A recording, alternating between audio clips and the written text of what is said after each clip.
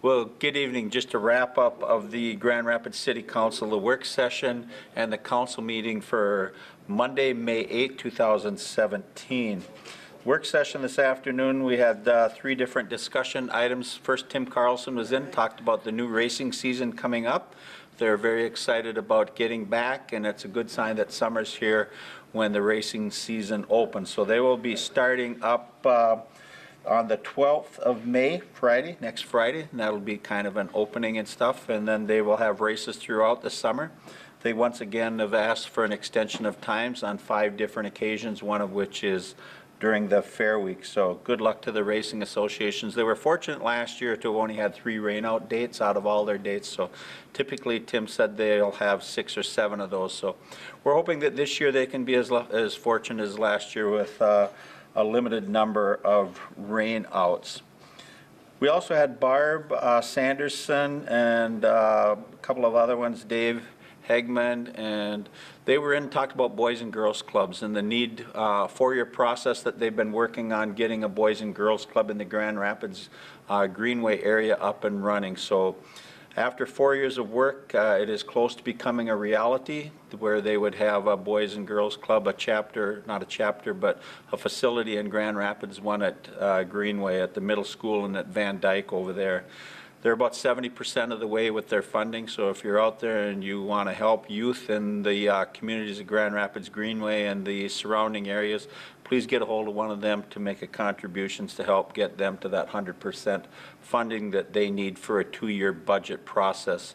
It's a great opportunity to take the youth of our area and give them something to do in the evenings and afternoons up until and throughout the school year, and then in the summer it's a little expanded hours. But it applies to kids from 6 to 18, so it's an opportunity to get them out, get them active, get them involved, get them some mentoring, help them in that learning process that's going to help determine in part some of the directions they go as adults. So once again, a great program, and I'd like to thank all the people that have served on that board. Even though it's not a city function, it all impacts the city in different ways. So the work they've done over the past 4 years certainly is a great effort, and we would like to thank all of them for that. Last thing that we talked about was related to rental, licensing, and inspection programs. In the city of Grand Rapids, one of the things that we don't do, and we did not have a policy in place, so I wanted to rent out space in my home to someone. There was nothing in there that said, what are the protections for that individual that's renting from me and or someone else? So we looked at some other communities. There's no sense in reinventing the wheel, so we looked at other communities, and we are in the process of putting together a policy of how that would be administered. But it's all to look out for the safety of those that are out there that would be looking at that type of housing so that they are protected and have a place to go. So we're hoping that it's cost neutral. I'm assuming that it will be. We'll be putting together a task force to design the process and make sure that what we are looking at is consistent and can be enforced and ran appropriately to address issues as they would come up. So June 12th is the next date. They're going to come back with some recommendations on who should be on that task force. Our City Administrator Tom Pagel is going to be doing that. So we're very excited that he will come forward with some names, and over the course of the summer you should see some work and the process being completed. At the regular council meeting, we had 3 proclamations this evening. We had Arbor Day being recognized. We also had Poppy Month recognizing veterans and veteran services and the work that they've done on behalf of all of us as Americans out there. So to recognize them through Poppy Month was very appropriate and deserved. The month of May as Poppy Month. April 28th was officially acknowledged as Arbor Day in Grand Rapids, but it also is carrying through May as well on Arbor Day activities. And lastly, we are acknowledging the National Police Week. You see it out there a lot on police officers that are killed in the line of duty. So in our efforts to recognize that service and stuff, we are recognizing in Grand Rapids the week as National Police Week. Going on to the regular council meeting.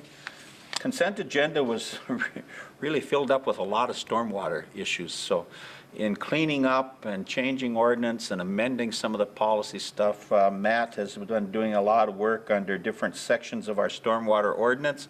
So that all came up in various areas on the consent agenda. And we did have some change orders over there at the multi-use pavilion, the MUP, as we like to call it. We had a couple of change orders over there as it relates to additions that we were doing, and thank you to all the community members and businesses that contributed to that MUP. With the funds and stuff that were raised, we were able to do above and beyond what initially we had hoped to do with that multi-use pavilion that is going to enhance the opportunities for our youth skating programs to get the ice time that they need so that we can continue a tradition that's been renewed with the state championship that Trent Klatt and his team got this year, that we can keep that tradition going. Not that we will get another one next year, but they'll certainly be out there trying, and we'll have ice time and stuff as a result of that. And at the same time, we can promote youth hockey through the increased size of tournament fields. So we will have as many as 12 teams at a time in here to use the facilities for tournaments through the winter months. We talked about finances. Barb Baird was in as our finance director and gave us an update on where we were. Actually, the city did very well. We ended up with a positive $238,000, which is good, and I had asked Barb where does that money goes, and it goes into the general fund. So from the standpoint of how we ran, we juggled, I shouldn't say juggled, we moved some monies under one department. I'd asked Barb, how did we cover the additional expenses that we had this last winter? Last winter, as you recall, was a terrible winter with all the snow and the ice issues that we had in Grand Rapids. So we knew we spent a lot of money on the public works side. But with engineering being under basically the same umbrella, and engineering for a period of time was running without engineer because Matt Wegworth was not on board at that point in time, there was some funds there. So all in all, net in, Public Works only came in at 101% of budget. So even though it was over only slightly as a result of engineering being down an employee for a period of time. Matt was in and gave a proposed start date as still May 15th for our construction projects for this year, so look for that coming up. This is the 8th, that's only, I guess that'd be a week from today. Next Monday they'll be starting those summer projects. He also talked about out at the airport, because we are under FAA and we're a city-county owned airport, 90% of the taxi lane improvements that we are looking at doing between hangars to allow planes in and out, better access. 90% of that funding comes from the federal government. 10% is then split between the city and the county. So the city's portion of a $14,900 taxi lane construction project comes out to $745. So I think that's money well spent, and it's an opportunity to use federal dollars to accomplish what we need to do to improve the airport and the multiple hangars that are being added out there. Mike Liebel came in and talked on the fire department. We are appointing, and we are very pleased to appoint Tony Clafton to the position of hazmat officer with the Grand Rapids Fire Department. That's a very time and tedious task of record keeping and stuff. And for any of you that know Tony Clafton, who works with the city of Grand Rapids, you know, if nothing else, Tony is very meticulous on how he keeps records and stuff. So we were very pleased as a council that the decision was made to move Tony up along with his other duties at Park and Rec into that position of the hazmat officer. We had a retirement a while back on the police department. So with that retirement, that created an open position. They went out and they did some interviewing. They had a candidates list, and the assistant chief, Steve Shar, was in. And we are now appointing Jeffrey Rorick to the position of police officer at a starting by contract $25.30 per hour. So with that, we withdrew from the Greenway Joint Rec Board. Part of the residents through annexation over the past 15 years, it was actually started about 12 years ago, but it finished up about 4 years ago.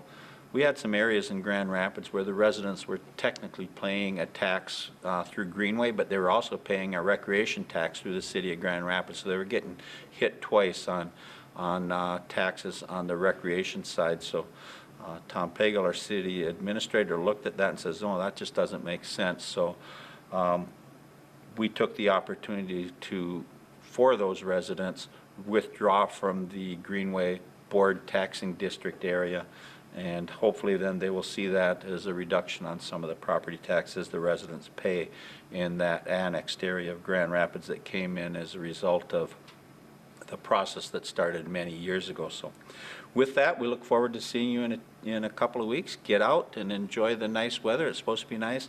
And coming up this next weekend with the fishing opener, please be careful. Take all the precautions that you need to. Make sure that your life preservers and everything are in there. And if you get an opportunity, take a kid fishing. They'll enjoy it, and it'll create an opportunity to do something that is a lifelong sport, you know, whether on the fishing side, you know, with a parent or a grandparent. But what a great way to bond between the ages. Take a kid out, or your own kids or your grandkids. But if you're going out fishing, have fun, but be safe. Thanks, and we'll see you in 2 weeks.